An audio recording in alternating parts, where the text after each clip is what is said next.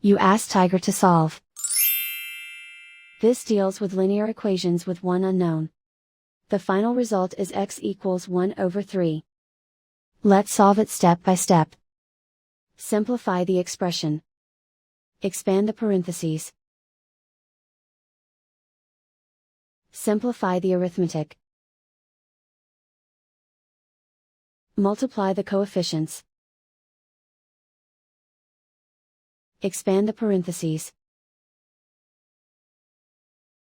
Group like terms. Simplify the arithmetic. Group all constants on the right side of the equation. Subtract 2 from both sides. Simplify the arithmetic.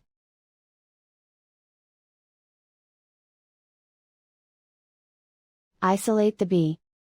Divide both sides by -6. Cancel out the negatives. Simplify the fraction. Cancel out the negatives. Find the greatest common factor of the numerator and denominator. Factor out and cancel the greatest common factor. And so the final result is x equals 1/3.